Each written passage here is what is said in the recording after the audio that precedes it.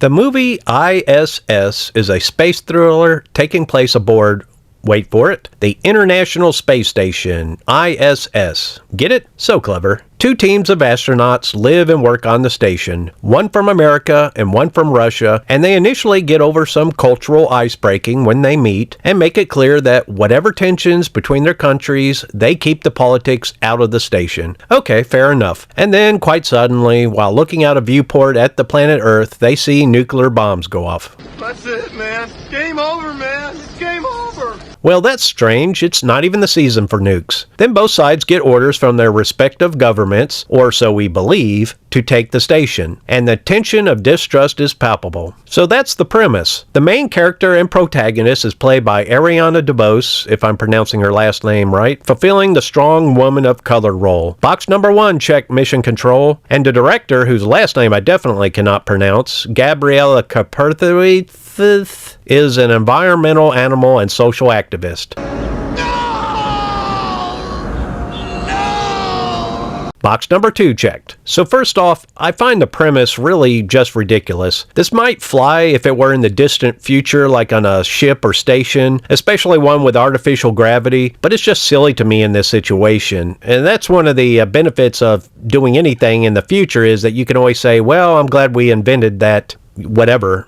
If you've seen any videos about life on the ISS, the movie's choice of setting really is just not practical. The ISS is held together with chicken wire and duct tape, and what I mean is that the station and systems are extremely delicate, and it's a fairly big deal to go to the toilet or conduct routine activities. There is a lot of preparation that goes into spacewalks and simple repairs. The people on the station also have to be rigorously tested for mental and emotional stability, as well as have the highest degree of professionalism. And we are talking some hardcore professional nerds and current or former military, very grounded, pardon the pun, in reality. These are not the types to go half-cocked or get paranoid. What's more, if they go around messing with each other on this thing, all kinds of problems can happen that would just wipe them all out. Calm down, now get back to your seat. I'll take care of this. Calm down.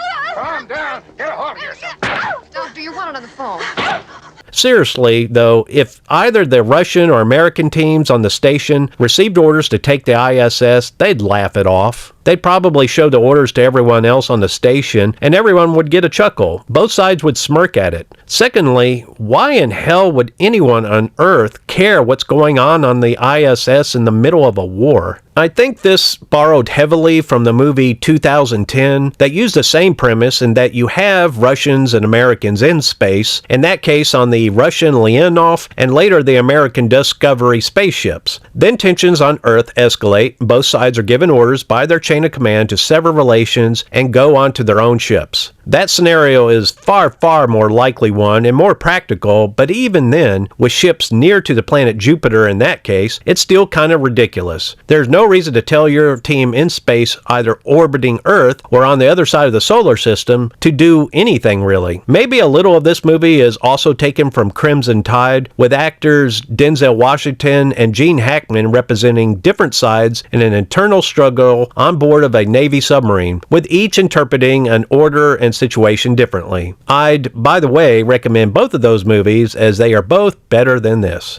The I.S.S. movie creators tried to generate the claustrophobic anxiety of being stuck on a station or other similar situation where not just the other side or interpersonal relations are a challenge to be overcome, but space itself. They mostly pull off the tension needed, and there are some interesting scenes. I'd not go so far as to say this movie is just horrible. I do not care for most of the casting choices, though. These guys are more appropriate for a Greenpeace ship or reality TV show, in my opinion. The tension and suspicions that are the centerpiece of the whole thing, in reality, would easily be sorted out at the very start with a simple conversation that they would in the real world very definitely have, making the whole foundation of this thing just full of cracks, in my opinion. There is entertainment to have if you like space movies or middling thrillers and have money to blow, but I'd honestly not watch this again. On a scale of 1 to 10 guinea pigs, I would say this is a 5 or 6 guinea pig movie.